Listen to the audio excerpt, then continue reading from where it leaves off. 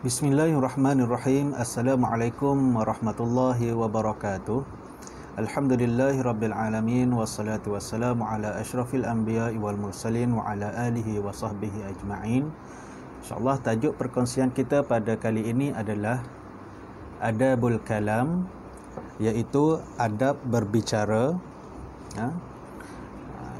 yang mana diambil daripada pelajaran yang keempat dalam bab akhlak pada subjek Usuluddin tingkatan 2. Okey, kita tengok ma mafhum adabil kalam.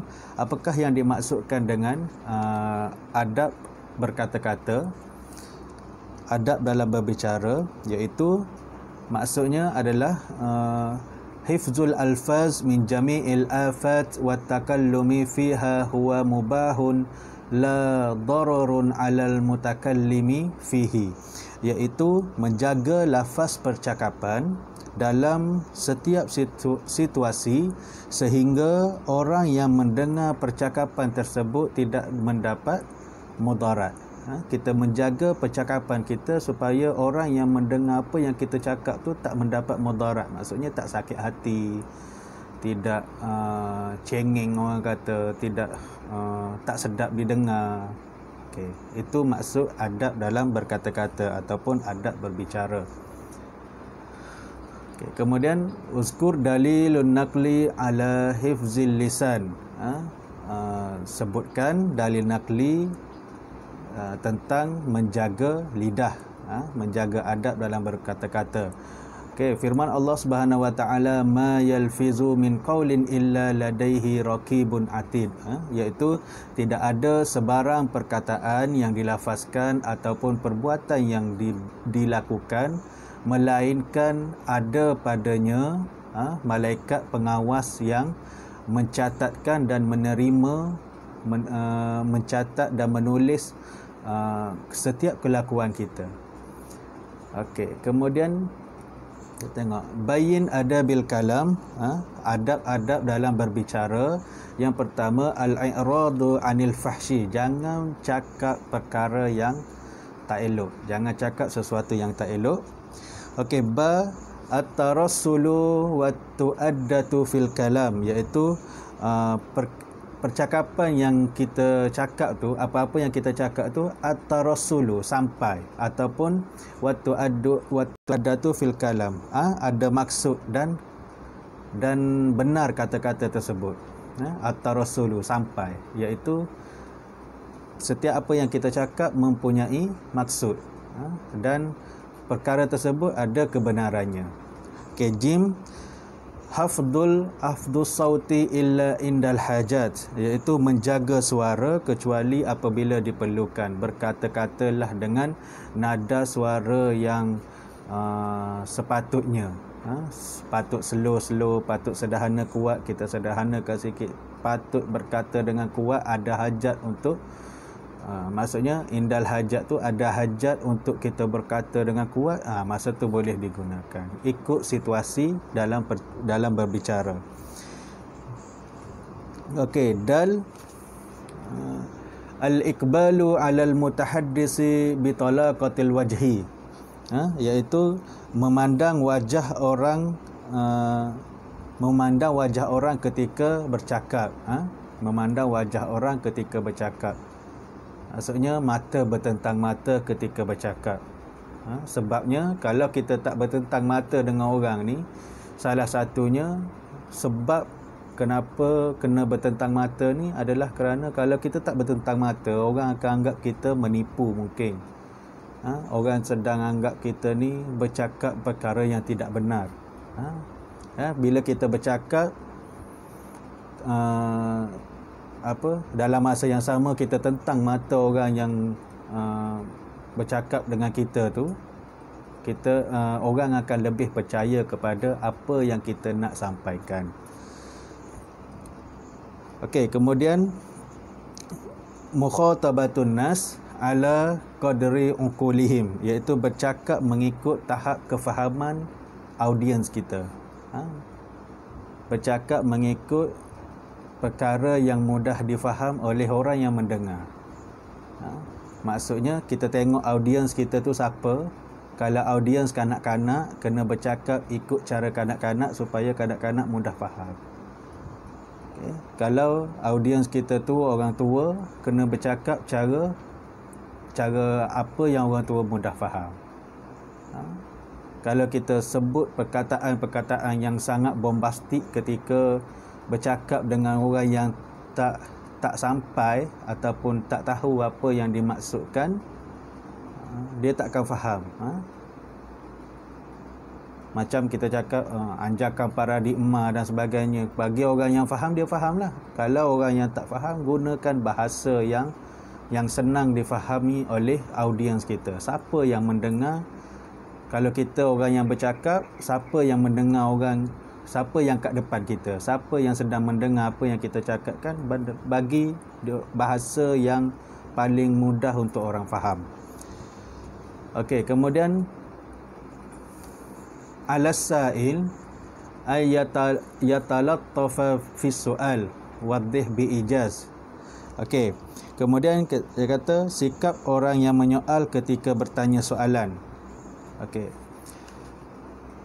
al-sa'il ay yatalattaf fi su'alihi wa yuhsinu khitabahu wa la yastahyi minas su'al amma ashkala alaihi. Okey, setiap orang yang menyoal ketika bertanya soalan hendaklah menggunakan bahasa yang baik dan tanya perkara-perkara yang betul, yang betul-betul ada kemusykilan. Ini adab orang yang menyoal. Adab orang yang mendengar. Kalau contohnya kita dengar ceramah ke apa ke, kita nak bertanya soalan tu, okey, ini adab-adab dia. Tanya perkara yang betul-betul ada kemusykilan sahaja. Okey, ada bersail, adab orang yang bertanya. Ihtimalu ina'is soal, ada perkara yang perlu ditanya. Okey, yang kedua, al-hirsu ala soal wa ta'alim, menjadikan soalan itu sebagai pelajaran. Maksudnya kat sini jangan tanya sesuatu soalan yang bodoh ataupun soalan yang saja-saja. Tanya soalan yang betul ada pelajaran, kerana pada soalan itu disebabkan asbab kita bertanya, orang lain dapat ilmu. Okey. Yang ketiga, jim at-talatuf fi soal, bijak dalam bertanya. Tunjuklah cara yang bijak dalam bertanya soalan. Jangan sampai disebabkan kita bertanya soalan tu, orang boleh mentertawakan kita. Kedal as-soalu anil ilmin nafi', soalan mesti bermanfaat. Okey, mesti ada manfaat bagi soalan tersebut, dan kita harapkan jawapan yang lebih bermanfaat daripada orang yang berhak menjawabnya. Okey, ada musoal ligharadit tashkil. Tidak bertanya soalan berkaitan dengan hakikat. Sebab soalan yang berkaitan dengan hakikat ni tak ada jawapan. Contohnya, macam contoh orang bertanya kepada Rasulullah sallallahu alaihi wasallam berkaitan dengan ruh. Rasulullah menjawab, qulir ruh min amri rabbi. Sesungguhnya ruh itu daripada perbuatan ataupun dalam pengurusan Tuhan aku. Kita tak boleh tanya berkaitan dengan soalan-soalan hakikat. Contohnya awak nak tanya apa? Hakikat telur dengan ayam, kan? Telur dulu ke ayam dulu? Tak perlulah tanya soalan-soalan macam tu. Okey, kemudian uzkur adabil mas'ul, adab orang yang menjawab soalan. Okey, adab orang yang menjawab soalan. Yang pertama, idraku qimatis soal, ada ilmu tentang soalan. Kita betul-betul orang yang berhak menjawab soalan tu, barulah kita kena jawab. So, kalau tak tahu, jawapannya adalah tak tahu. Jangan cuba-cuba menjawab ataupun jangan buat bijak dalam jawapan.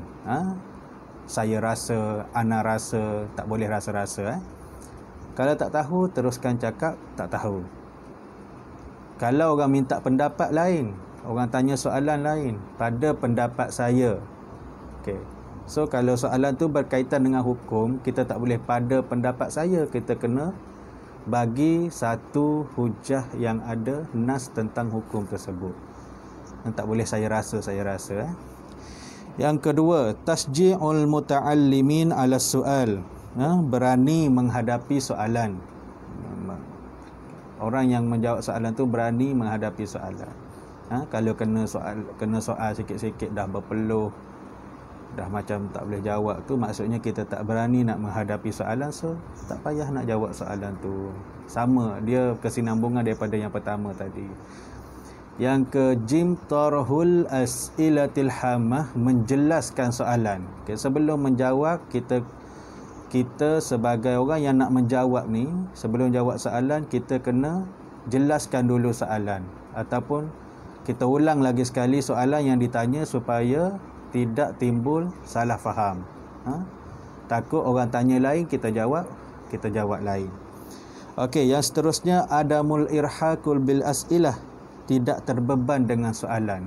So orang yang nak menjawab tu tidak terbeban dengan soalan yang ditanya. Kalau ada beban pada dia, tak perlulah dia untuk jawab. Contohnya, kalau orang tanya kita tentang apa-apa, contohnya mak kau meninggal sakit apa, so kalau benda tu beban, jadi perasaan sedih kepada kita, tak perlulah kita jawab.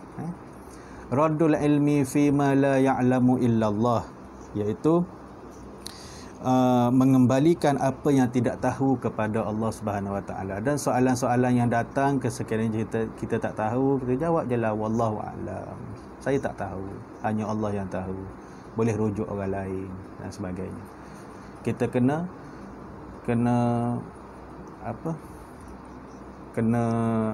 jujur dengan diri sendiri dalam menjawab soalan. So kalau tak tahu, cakap je tak tahu, ataupun minta penangguhan, cari dulu jawapan dia. Kita tanya dengan orang-orang yang mahir, fasalu ahla zikri, kita kena tanya orang yang tahu, kemudian kita bagi tahu balik jawapan kepada orang yang bertanya kita tadi tu. Kalau dia tak mampu untuk bertanya orang lain, kita je satu-satunya harapan dia, so kita bertanggungjawab lah atas soalan dia tu. Kita cari jawapan, buat kajian, tanya orang, tanya alim ulama dan sebagainya. Lepas tu kita bagi jawapan yang kita dapat tu kepada orang yang bertanya tadi. Okey. Kemudian min asari adabil munazarah wal mujadalah. Okey. Kesan beradab ketika melakukan perbahasan. Yang pertama, husulul maksud fil ma'rifatil haqqi wa tahqiqil mujadalah billati hiya ahsan. Iaitu sampai maksud untuk tahu kebenaran dan menjadi hujah yang baik. Okay, ketika berbahas ni, kita hendaklah mengusulkan sesuatu yang benar dan ianya menjadi hujah yang baik. Okay, kita tengok adabul munazarah wal mujadalah, adab dalam perbahasan. Okay. Husnul qasdi, yang pertama husnul qasdi, niat yang baik, berbahas tentang sesuatu perkara dengan niat untuk menyelesaikan masalah, ataupun mesti ada niat yang baik dalam perbahasan. Okay, yang kedua, mura'atu qadri al-manazir, bertimbang rasa dalam perbahasan. Kena bertimbang rasa dengan orang yang berbahas, jangan hentam dia terlalu teruk. Cukup sekadar mengeluarkan hujah-hujah kita sahaja.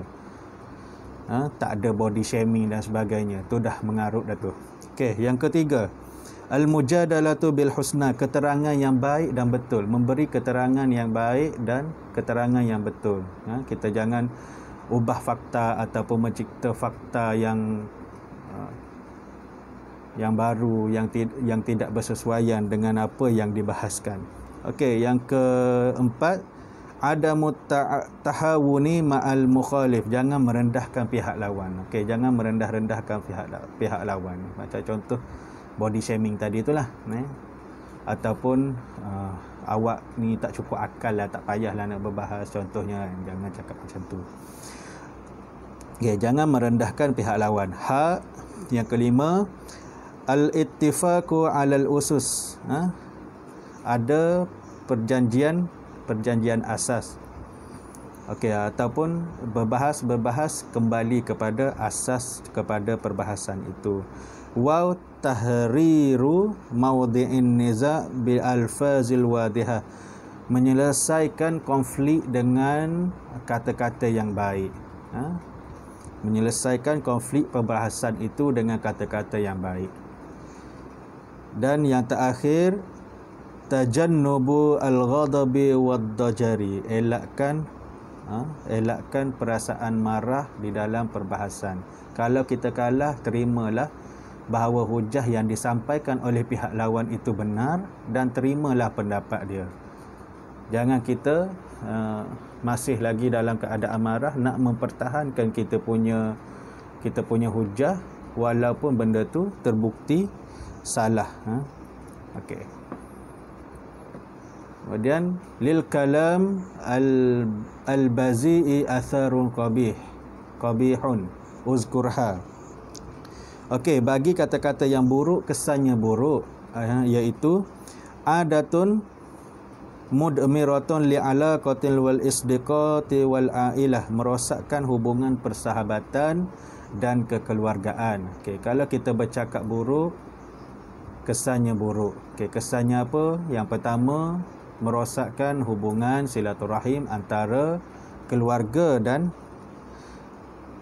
sahabat, kawan-kawan. Okey, ayyatahashahun nas fid dunya khaufan min lisanihi. Dijauhi oleh manusia di dunia kerana buruk percakapannya. Orang yang suka menipu, sekali kita menipu orang, selamanya orang cakap kita ni adalah penipu.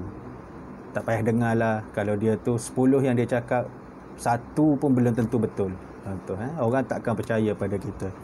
Okay, yang seterusnya, yastahiqqul al-uqubatu fil akhirah minallah, iaitu mendapat balasan yang buruk di akhirat oleh Allah Subhanahu wa taala. Itu adalah kesan kalau kita berkata-kata dengan kataan ataupun percakapan yang buruk. Okey, kaifa yatakhallasu minal kalam al-baz'i? Bagaimana nak mengelakkan diri daripada berkata-kata dengan kata-kata yang buruk? Okey, yang pertama, al-khauf minallah. Takutlah kepada Allah. Nak bercakap, nak menipu contohnya, kita ingat kepada Allah Subhanahu wa taala. An yahfazal lisan, menjaga lidah daripada bercakap perkara-perkara yang buruk. Jim, al-ibti'adu aniz zumala'i wal ashrar. Yang keempat, an yaj'ala li nafsika uqubatan iza hasala minka misla hadzal kalam. Tidak suka orang berkata buruk kepada kita sebagaimana kata-kata kita kepada orang. Okey. Yang terakhir, muhafazatu alal azkar, memperbanyakkan zikir. Banyakkan zikir daripada melakukan perkara-perkara ataupun bercakap benda-benda yang tak berfaedah ni, lebih baik kita berzikir. Okey, wallahu alam bisawab. Terima kasih, dan diharap video ini dapat membantu pelajar-pelajar tingkatan 2 yang mengambil subjek Usuluddin dan memberi manfaat untuk semua yang menonton video saya ni. Apa yang baik itu daripada Allah Subhanahu wa taala, dan yang buruk itu adalah kelemahan daripada diri saya sendiri. Wallahu a'lam bissawab. Assalamualaikum warahmatullahi wabarakatuh.